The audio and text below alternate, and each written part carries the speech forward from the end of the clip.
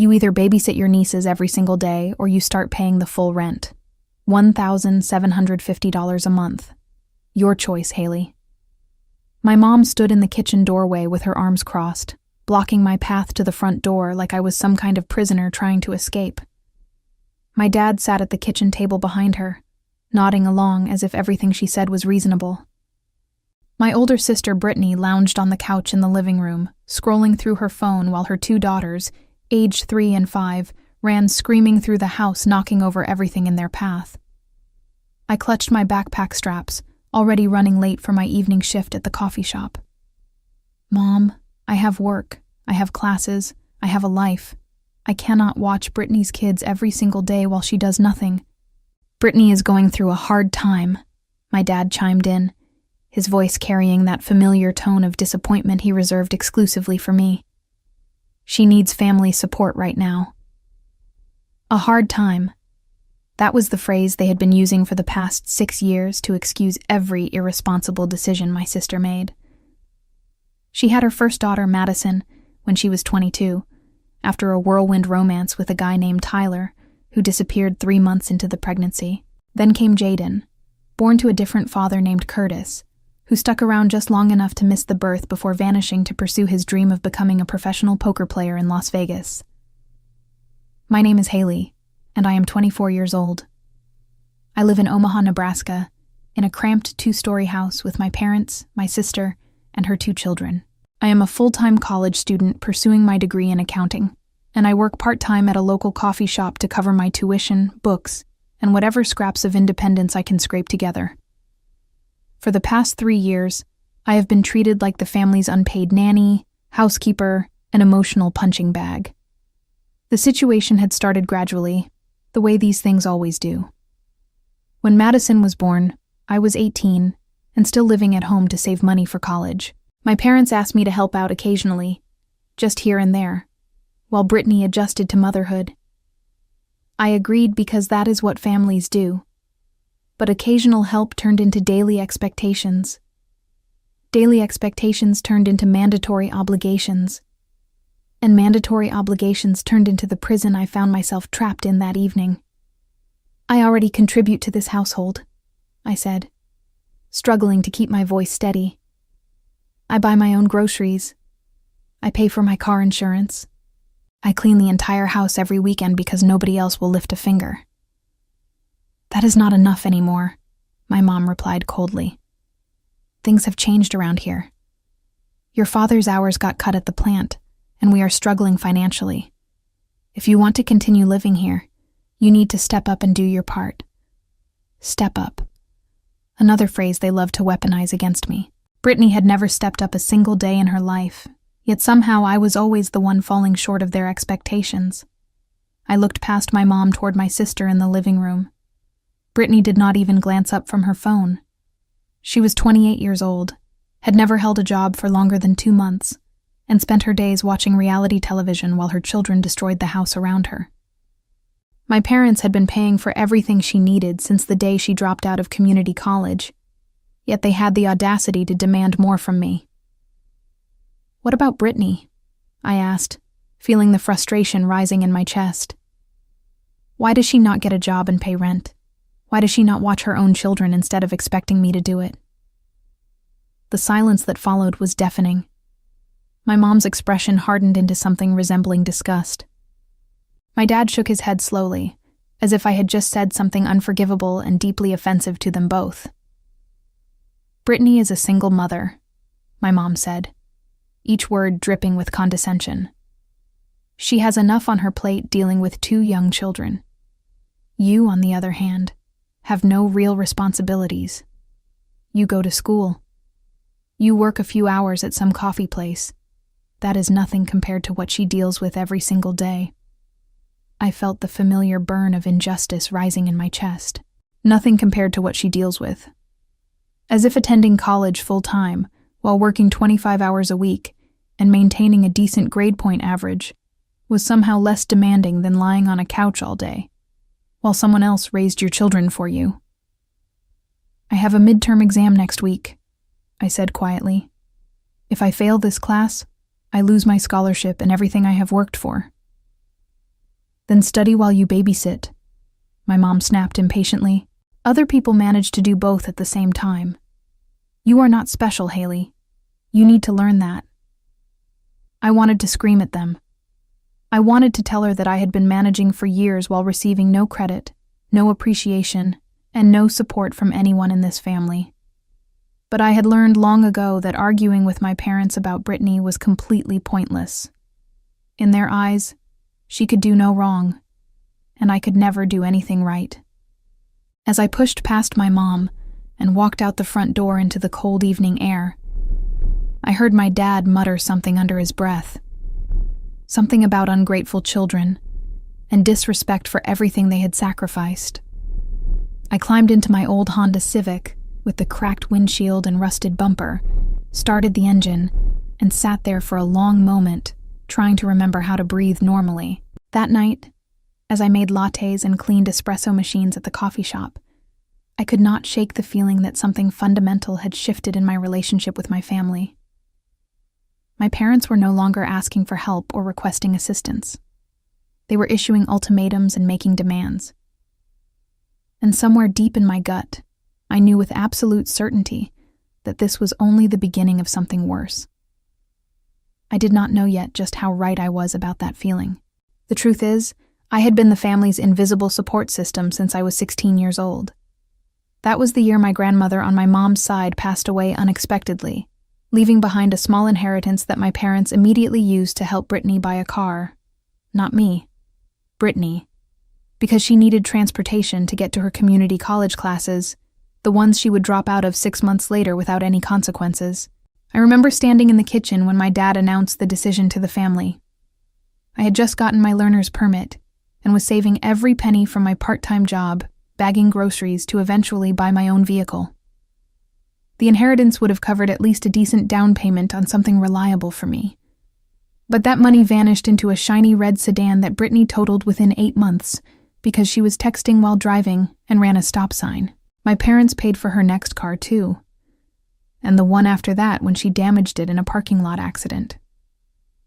When I graduated high school with honors and a partial scholarship to the University of Nebraska at Omaha, my parents threw a small party in the backyard. Small being the operative word.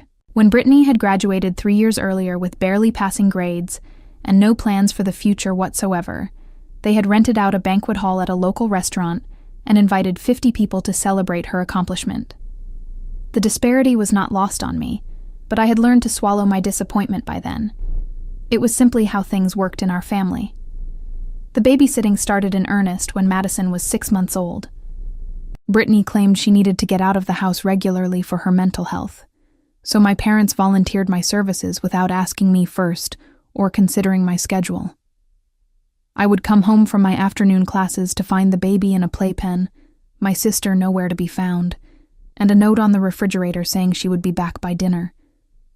She rarely was back by dinner. Sometimes she would not return until well past midnight. My parents never questioned where Brittany went during these frequent disappearances. They never asked why she needed 8 hours of mental health time while her infant daughter screamed for attention and needed constant care. They simply expected me to handle it without complaint, and when I dared to express frustration, they accused me of being selfish and unsupportive of my struggling sister. By the time Jaden was born 2 years later to a different father, I had become the de facto primary caregiver for both children. My entire schedule revolved around their needs, not my own. I missed study groups because Madison had a doctor's appointment that Brittany forgot about until the last minute. I turned down extra shifts at work because Jaden was sick and nobody else would watch her. I lost friendships because I could never go out, could never commit to plans in advance, could never be anything other than available for whatever crisis arose next in the household. My friend group from high school had dwindled to almost nothing over the years. The few people who still reached out eventually stopped when I canceled on them for the 10th or 20th time with increasingly flimsy excuses. The loneliness was crushing, but I told myself constantly that it was temporary. Once I graduated and got a real job with my accounting degree, I could move out and start my own life. I just had to survive until then. The warning signs that things were about to get significantly worse started appearing about 3 months before that confrontation in the kitchen. My dad's manufacturing company announced layoffs due to economic pressures, and while he kept his job initially, his hours were reduced significantly starting the following month. My mom, who worked part-time as a receptionist at a dental office, picked up a few extra shifts to help compensate, but it was not nearly enough to cover the gap in their income. Instead of asking Brittany to contribute financially or find employment, my parents started making pointed comments about my financial situation. How much did I make at the coffee shop exactly? How much was I spending on frivolous things like textbooks and school supplies? Did I really need to pay for a gym membership when I could just run outside for free like normal people? The gym membership comment stung particularly hard because I did not have a gym membership and never had one.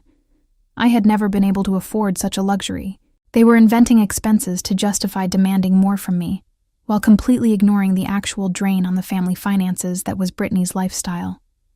Her constant online shopping that filled the mailbox with packages, her subscription boxes for makeup and skincare products, her weekly trips to get her nails done professionally while I watched her children without compensation. But I kept my mouth shut and tried to stay focused on my goals. One more year of school. One more year of keeping my head down and doing what was expected of me. Then I would be free from all of this. That was the lie I told myself anyway to keep going. The night of the ultimatum, I came home from my shift at the coffee shop around 11:30, exhausted and emotionally drained. The house was dark, except for the flickering glow of the television in the living room, where Brittany had fallen asleep on the couch, surrounded by empty chip bags and soda cans. Madison and Jaden were supposed to be in bed hours ago, but I could hear them giggling loudly upstairs, clearly still wide awake. I walked past my sleeping sister without waking her, climbed the creaky stairs, and found both children jumping on the bed in the room they shared. Jaden was only 3, young enough that being awake this late could throw off her entire schedule for days and make her cranky and difficult. Madison, at 5, knew better than to stay up this late, but apparently did not care about the rules.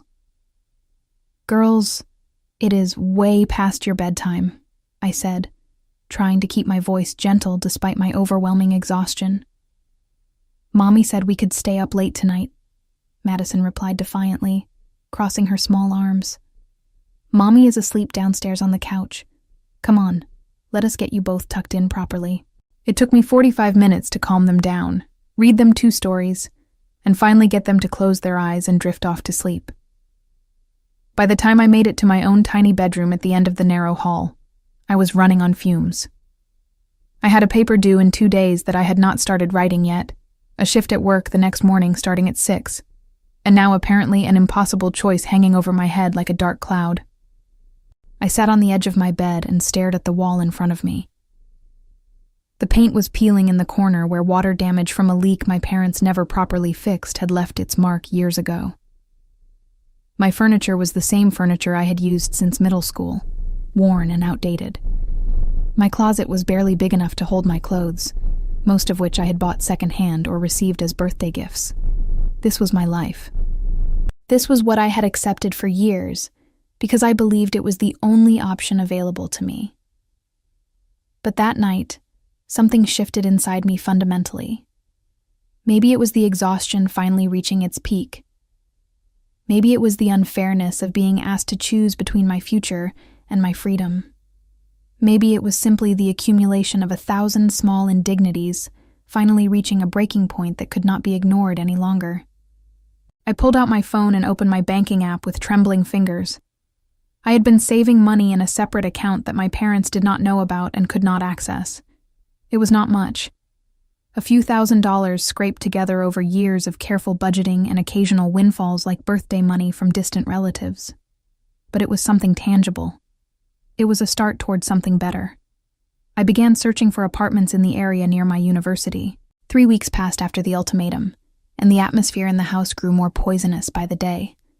My parents had given me a firm deadline to make my decision, and that deadline was rapidly approaching like a storm on the horizon. In the meantime, they had doubled down on their expectations, treating me with open contempt, whenever I failed to meet their increasingly unreasonable demands. The schedule they imposed was brutal and deliberately designed to be impossible. I was expected to watch Madison and Jaden from 7 in the morning until noon, then again from 4 in the afternoon until 8 at night without exception. That left me a 4-hour window during the day to attend all my classes, work my shifts, study for exams, and somehow maintain my sanity. It was mathematically impossible to accomplish everything, and they knew it perfectly well. I tried to negotiate with them multiple times. I offered to pay $300 a month in rent instead of the full $1,750 they demanded. I offered to babysit on specific days, rather than every single day of the week. I offered to help find Brittany a job, so she could contribute to her own children's care, like a responsible parent. Every single suggestion was rejected without consideration. "You are being ridiculous and ungrateful," my mom said, during one particularly heated conversation in the kitchen. "Do you think landlords negotiate with tenants in the real world? This is the real world, Haley. Grow up and accept your responsibilities." The irony of her lecturing me about the real world while her 28-year-old daughter contributed nothing to the household was not lost on me. But I bit my tongue hard and continued planning my escape in secret. Finding an apartment on my limited budget was challenging and stressful. Most places required first and last month's rent plus a security deposit, which would wipe out almost everything I had saved over the years. But after days of searching, I found a promising listing for a shared student apartment near campus. A girl named Whitney was looking for a roommate to split a 2-bedroom unit with her. The rent was $600 a month plus utilities, and she was willing to be flexible about the move-in date.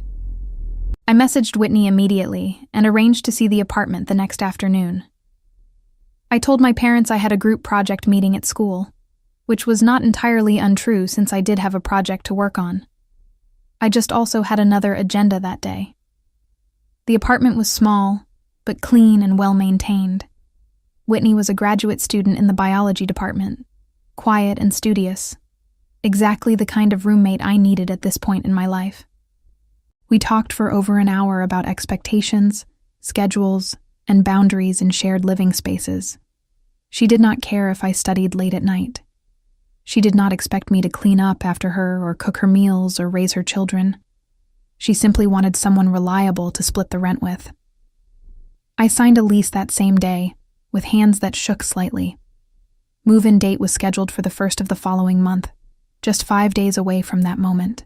Walking back to my car after signing the paperwork, I felt a complicated mix of emotions swirling inside me. Relief, fear, guilt, excitement, anxiety. I had never done anything this significant without my parents' knowledge or approval. I had never made a decision that I knew would cause conflict and fallout in the family.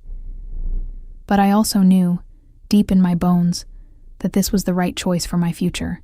I drove home and found my sister exactly where I had left her that morning, on the couch, watching television with glazed eyes, while her daughters tore apart the house around her completely unsupervised.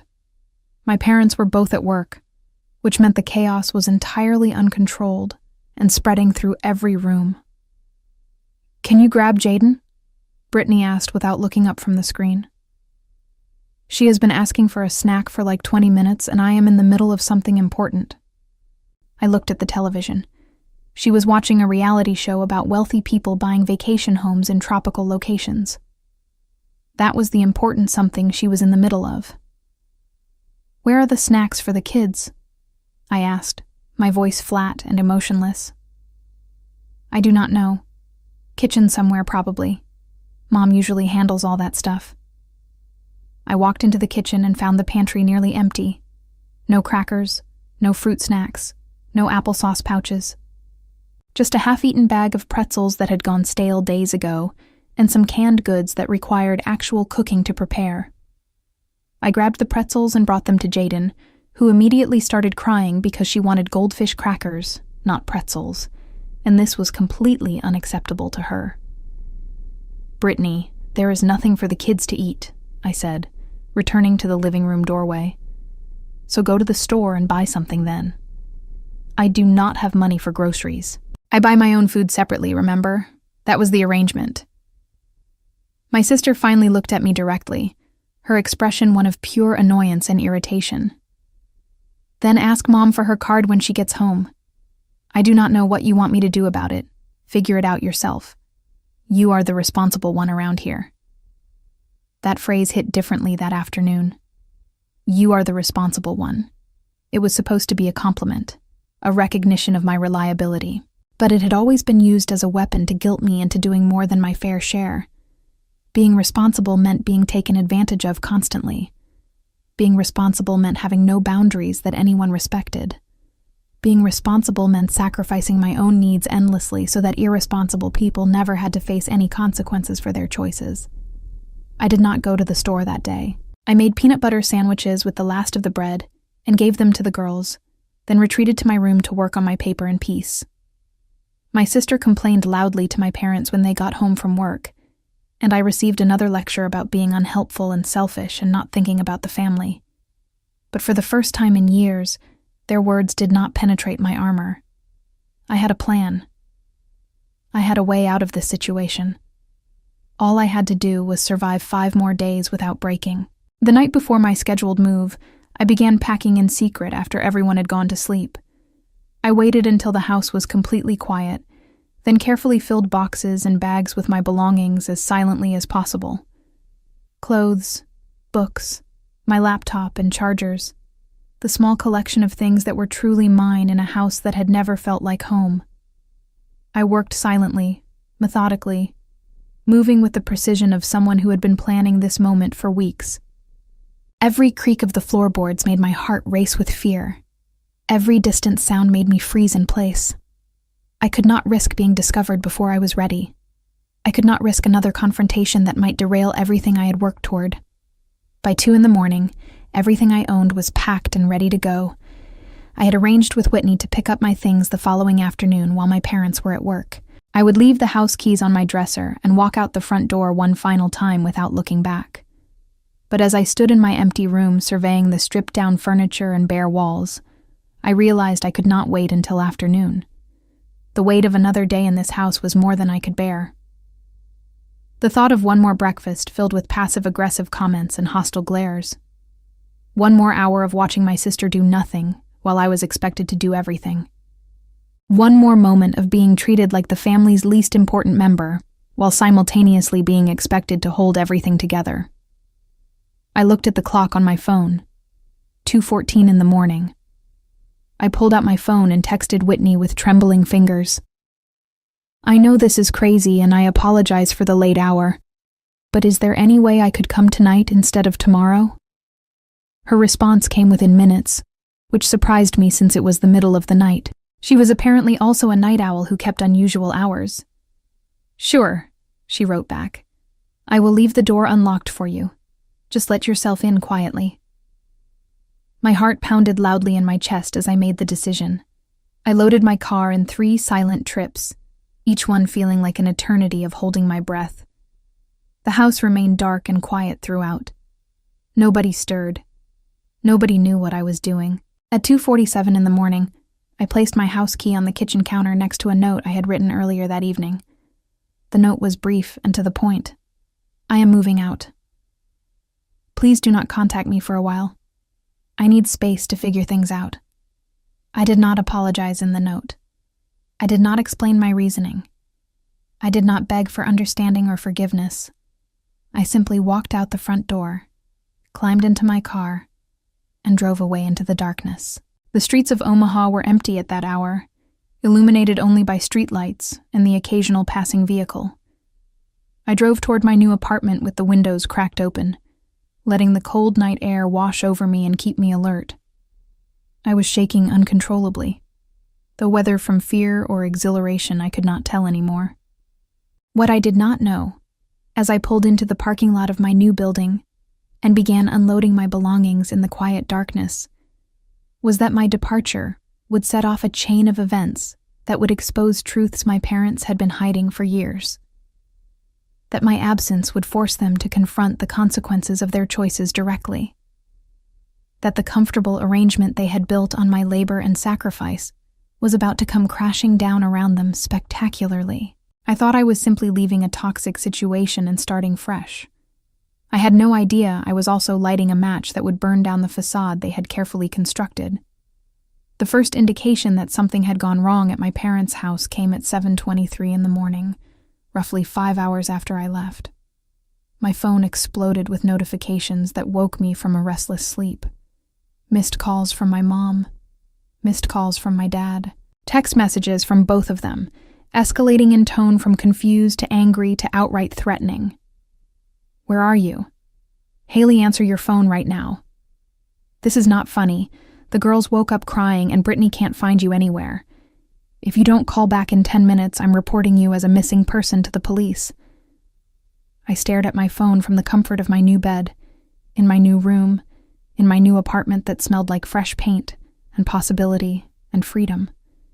Whitney had gone back to sleep after helping me unload my car, and I was alone with my thoughts and the chaos unfolding remotely through my phone screen. Part of me wanted to respond immediately.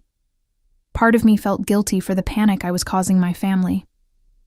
But a larger part, the part that had been silenced and suppressed for years, felt something else entirely. Relief.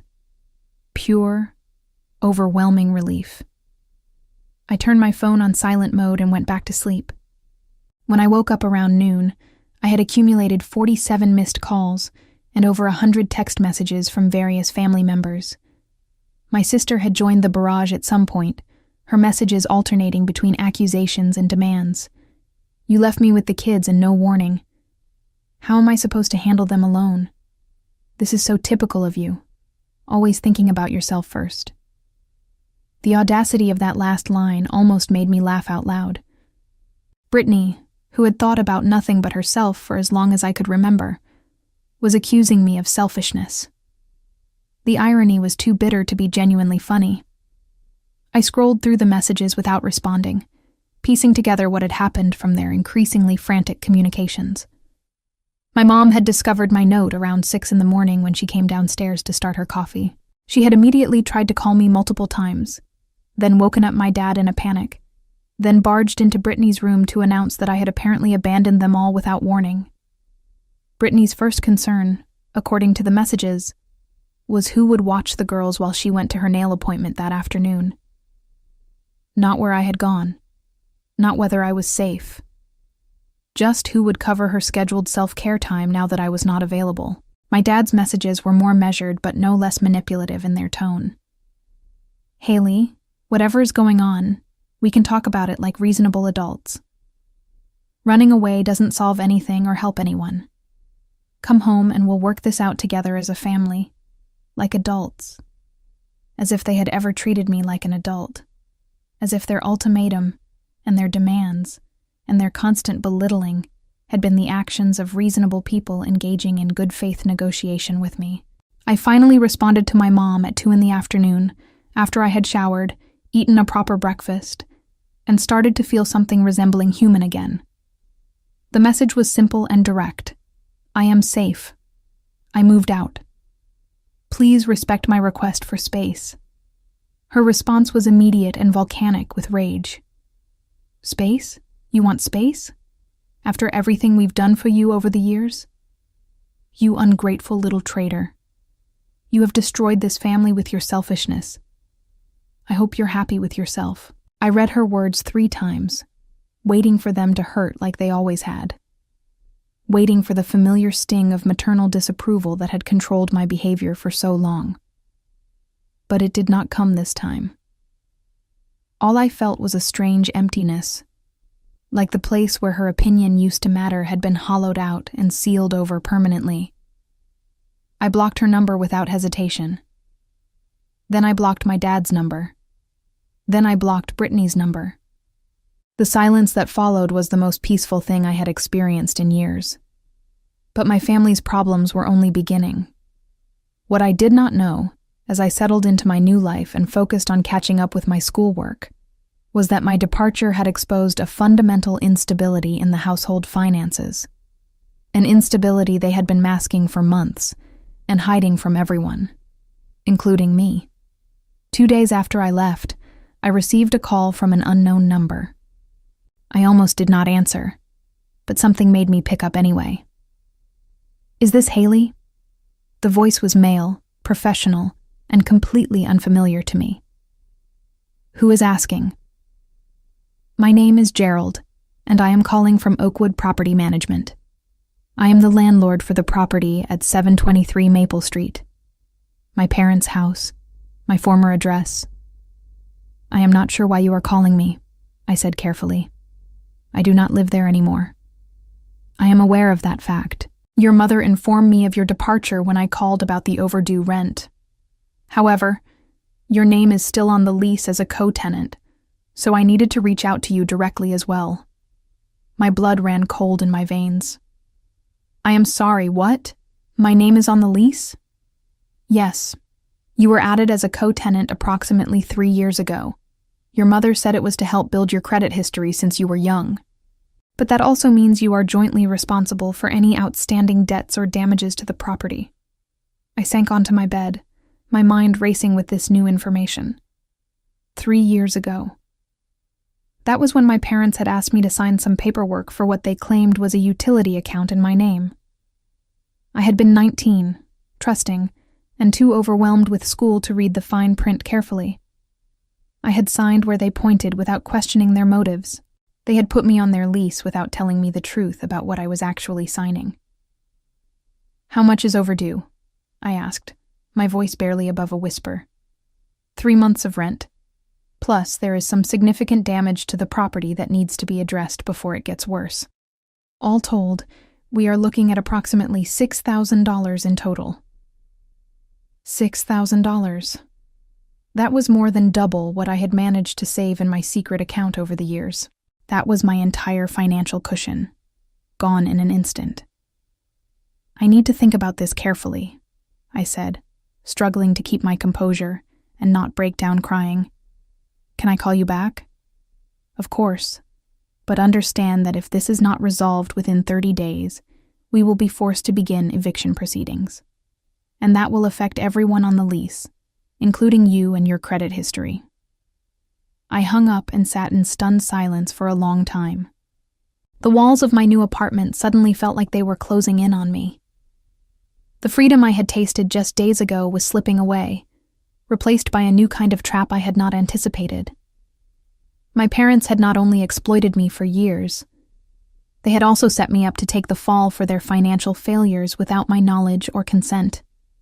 And now, even after leaving, I was still caught in their web of deception. I spent the next 48 hours in a state of barely controlled panic and desperation. I researched tenant law in Nebraska extensively. I called the university's free legal clinic and scheduled an appointment for the earliest available time. I combed through all my financial records trying to understand how this had happened and what my options might be. What I discovered was both infuriating and illuminating. My parents had been struggling financially for much longer than they had admitted to anyone. My dad's hours had been cut multiple times over the past 2 years, not just recently as they had claimed. My mom had actually lost her dental receptionist job 6 months ago and had been hiding it from everyone, including my dad, by claiming to pick up extra shifts that did not exist. She spent her days at the library or wandering the mall aimlessly, pretending to work while the bills piled up. The rent had been overdue since before they issued me the ultimatum. The $1,750 they demanded from me was not about teaching me responsibility or making me contribute fairly. It was about covering their own shortfall without having to admit to anyone that they were failing as providers. And the damage to the property? That was entirely Brittany's doing. Her children had destroyed the carpet in the basement playroom during unsupervised playtime, drawn on multiple walls with permanent markers that could not be removed, and broken a window that had been poorly patched with tape rather than properly repaired by professionals. Damage that my parents had hidden from the landlord for months, assuming they would deal with it eventually when they had more money. Eventually had finally arrived, and they had planned to make me pay for it all. The legal clinic appointment confirmed what I had feared. As a co-tenant, I was legally responsible for the lease regardless of whether I had knowingly agreed to the terms. My signature was on the document, and ignorance was not a valid legal defense. However, The law student who reviewed my case suggested a possible avenue that gave me hope. If you can prove that your signature was obtained through misrepresentation, you might be able to argue that the contract is voidable, she explained carefully. Did your parents tell you specifically what you were signing? They said it was for a utility account, to help build my credit for the future. Do you have any evidence of that? Texts, emails, anything that shows they deliberately misled you about the nature of the document? I thought back to that time 3 years ago. I had not been as diligent about documentation as I was now, but I remembered something important. My mom had sent me a text message asking me to sign what she called the electric bill paperwork.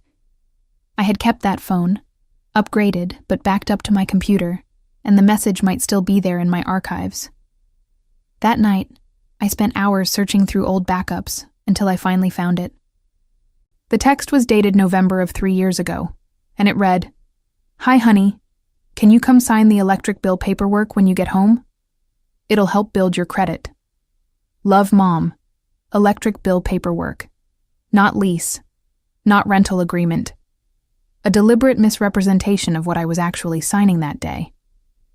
I took screenshots and emailed them to the law student immediately. She responded within hours, her tone notably more optimistic than before. This helps significantly. It establishes that you were misled about the nature of the document.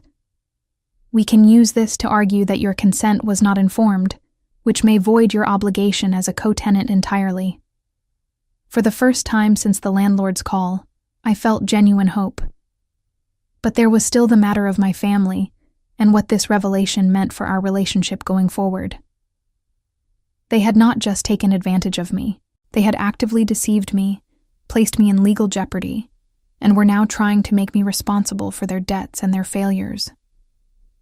Whatever guilt I had felt about leaving evaporated completely in that moment. Whatever lingering connection I had maintained to the idea that family meant unconditional support dissolved entirely. These people were not my family in any meaningful sense. They were strangers who had used my trust against me for their own benefit. And I was done being their victim forever. Armed with evidence and legal guidance, I began constructing a comprehensive plan. The first step was establishing documentation of everything that had happened. I saved every text message, every voicemail, every piece of evidence that showed my parents' pattern of deception and exploitation over the years. The second step was protecting myself financially going forward. I opened new bank accounts that my parents had no access to or knowledge of whatsoever. I changed my mailing address and made sure all my important documents were sent directly to my new apartment. I informed my employer of my new contact information and made absolutely sure my paychecks were being deposited into secure accounts. The third step was the hardest, confronting the truth about what my family had done and deciding how to respond appropriately. Part of me wanted revenge. Pure, uncomplicated revenge. I wanted to expose their lies publicly, ruin their reputations in the community, make them suffer the way they had made me suffer for years. I fantasized about calling their employers, their friends, their extended family, and telling everyone the truth about who they really were behind closed doors. But another part of me recognized that revenge would only keep me tied to them emotionally. Every action I took against them would be a reaction to their behavior, which meant they would still be controlling my life. True freedom meant letting go entirely, not holding on through hatred and resentment. I decided on a middle path. I would pursue justice within the legal system and protect my interests. I would protect myself from their debts and their manipulation completely, but I would not actively seek to destroy them. I would simply let the consequences of their own actions unfold naturally, without my interference. It did not take long for those consequences to begin. The landlord, Gerald, was surprisingly understanding when I presented my evidence and explained my situation in detail. He had been a landlord for decades and had seen his share of family disputes and manipulation tactics. After reviewing the text message and consulting with his own attorney, he agreed to remove my name from the lease retroactively. "Your parents should have been honest with you from the start," he said during our phone call. Putting someone's name on a legal document without their full understanding is fraud. I am not going to hold you responsible for their choices. The relief I felt was overwhelming. $6,000 I would not owe, an eviction that would not appear on my record. A fresh start that remained unblemished by their deception. But for my parents, the situation was about to get much worse. With my name removed from the lease, they were now solely responsible for the overdue rent and property damage. Gerald gave them 30 days to pay in full, or face eviction proceedings. He was no longer willing to extend the patience he had shown when he believed I was part of the household and would help resolve things. The calls started again, this time from unknown numbers that my family had borrowed or bought specifically to bypass my blocks. Voicemails filled with anger, desperation, and blame. "This is your fault," my mom screamed into my voicemail. "You ruined everything. You were supposed to help us, and instead, you abandoned us when we needed you most. I hope you know you are going straight to hell for what you have done to this family." "Haley, please," my dad said in another message, his tone switching to pleading. "We can work this out. Just come home and help us figure this out. We need you here." Brittany's messages were the most revealing of all. "The landlord came by and said we have to pay like $6,000 or get kicked out of the house. This is insane and unfair. You need to fix this. These are my kids, Haley. Do you want my kids to be homeless on the street?" Her kids. The kids she had never properly cared for. The kids she expected everyone else to raise while she pursued her own comfort. Now she was using them as emotional leverage, trying to guilt me into bailing out the family once again. I did not respond to any of the messages.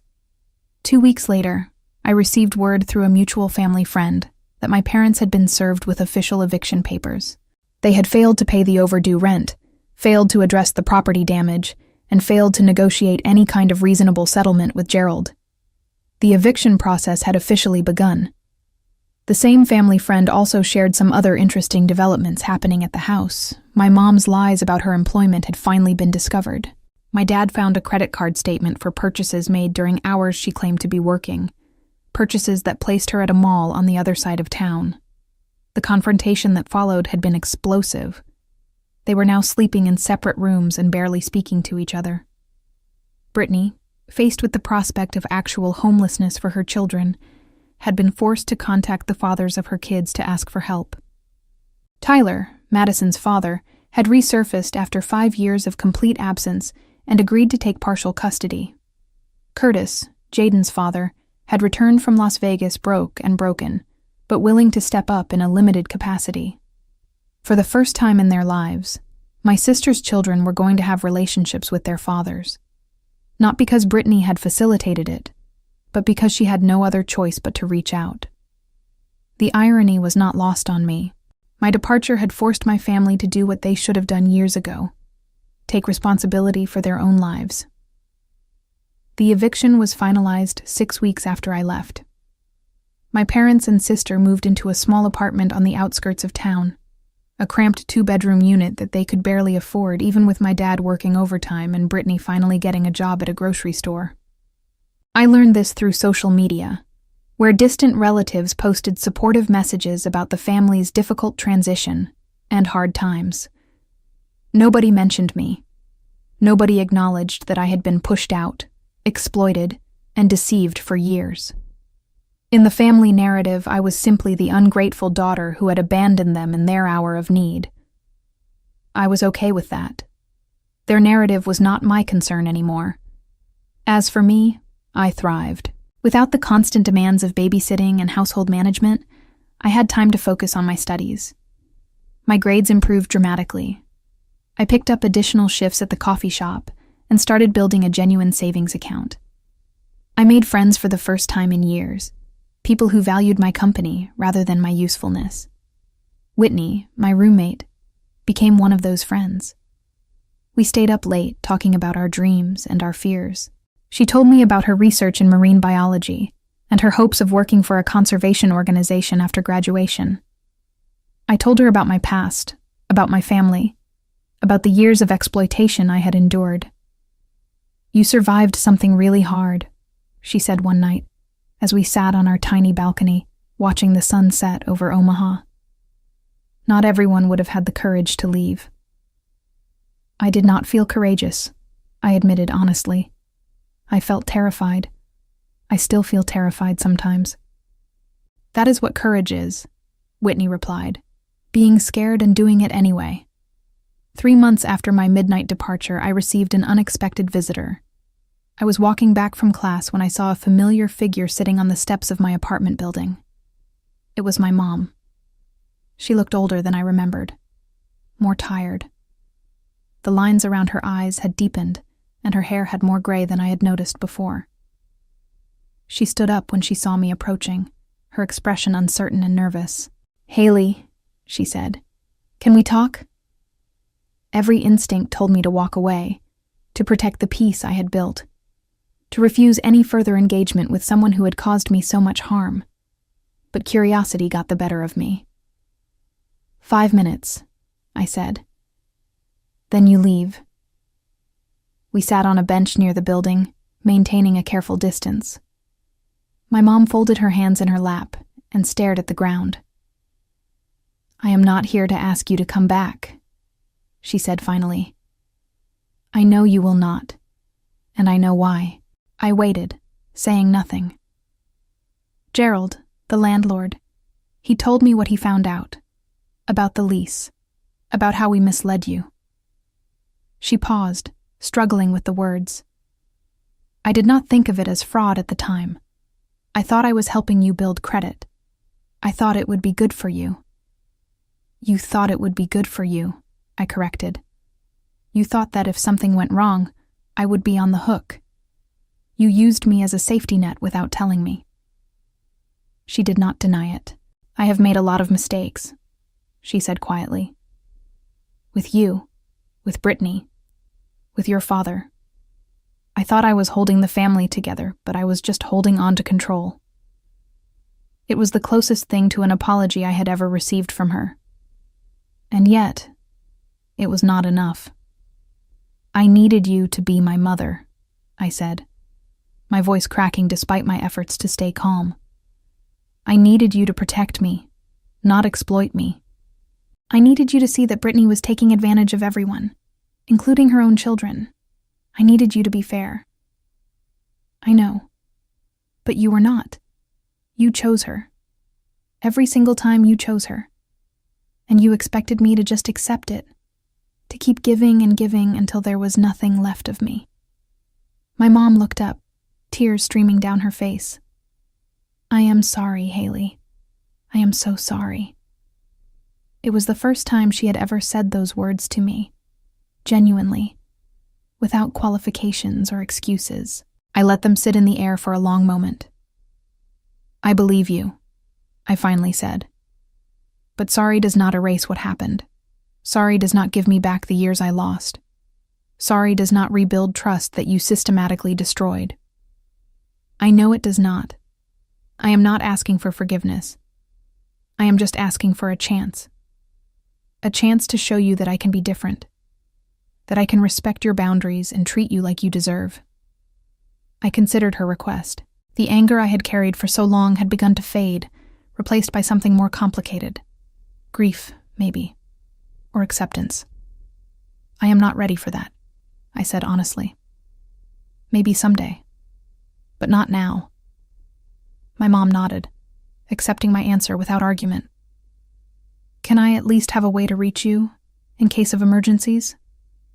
I gave her my email address, not my phone number, not my address, just email. It was more than she deserved, but it was what I could offer. She thanked me and left. I sat on that bench for a long time after she was gone, processing what had just happened. My mom had apologized, had admitted her mistakes, had asked for a second chance. 6 months ago, I would have given it to her instantly. I would have rushed to forgive, to reconcile, to return to the familiar patterns of my old life. But I was not that person anymore.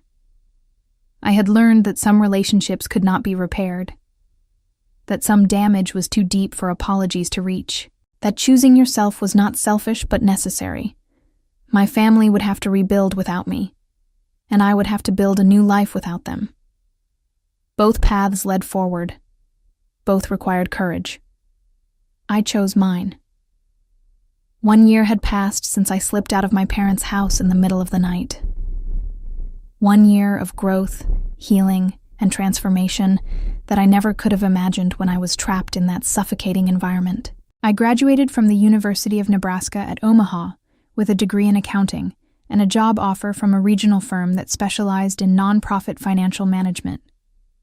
The salary was modest but steady, enough to afford my own apartment and start building a real future. Whitney had moved across the country for a research position at a marine institute in California, but we stayed in touch through video calls and text messages. She had become the sister I never had, the kind of relationship built on mutual respect rather than obligation. My actual family remained on the periphery of my life. My mom sent occasional emails, updates about Brittany's job and the children's progress, questions about my own well-being that I answered briefly and neutrally.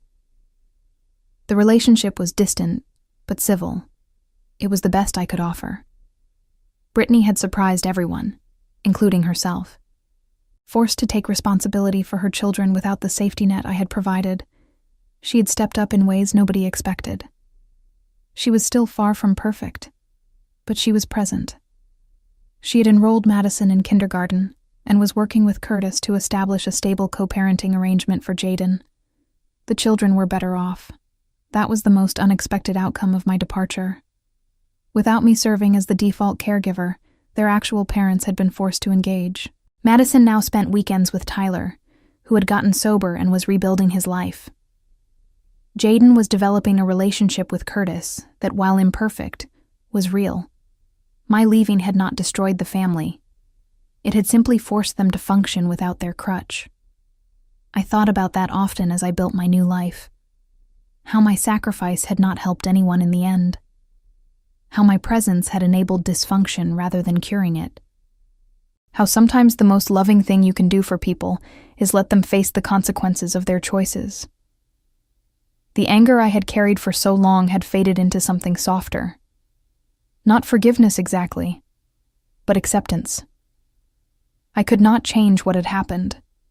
I could only choose how to move forward. And I chose peace.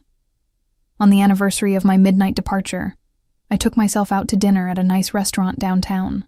I sat alone at a table by the window, watching the city lights reflect off the glass, and allowed myself to feel proud. I had escaped a situation that many people never find the courage to leave. I had built a life on my own terms, without the constant weight of others' expectations. I had learned to value myself enough to demand better. It had not been easy. There were nights when the loneliness felt overwhelming. There were moments when I questioned whether I had done the right thing. There were times when the guilt crept back, whispering that I had abandoned people who needed me. But sitting in that restaurant, independent and whole, I knew the truth. They had never needed me. They had used me. And when I stopped allowing it, they found other ways to survive. The difference between need and use is the difference between love and exploitation. My family had exploited me for years under the guise of love, and I had accepted it because I did not know any better. Now, I knew better, and I would never go back. As for my parents and sister, the consequences of their choices continued to unfold in ways both predictable and unexpected. My dad's overtime hours had taken a toll on his health, resulting in a minor heart incident that forced him to cut back and face the financial reality they had been avoiding. My mom eventually found a part-time job at a retail store, swallowing her pride to contribute to the household in a tangible way. Brittany's relationship with Curtis deteriorated when his gambling addiction resurfaced, but Tyler stepped in more fully, eventually seeking joint custody of Madison. The small apartment became emptier as the children spent more time with their fathers, and my parents were left with the quiet they had never wanted, forced to rebuild their marriage without children to distract from their problems. The $6,000 in damage and back rent had been negotiated into a payment plan that would follow them for years, a constant reminder of how their deception had backfired. And through it all, they learned what I had known all along, that you cannot build stability on someone else's sacrifice, that eventually the foundation cracks and everything comes tumbling down around you. Looking back now, I understand that slipping out of that house at 2:14 in the morning was the moment I finally chose myself. It was not revenge in the traditional sense. There was no dramatic confrontation, no public humiliation, no calculated scheme to make them suffer. There was only a quiet decision to stop being a victim and start being the author of my own story. The freedom I found on the other side was not handed to me. I earned it through courage, through loss, through the painful process of unlearning everything I had been taught about duty and family. And while the journey was harder than anything I had ever done, it led me somewhere worth going, to a life that was finally, completely my own.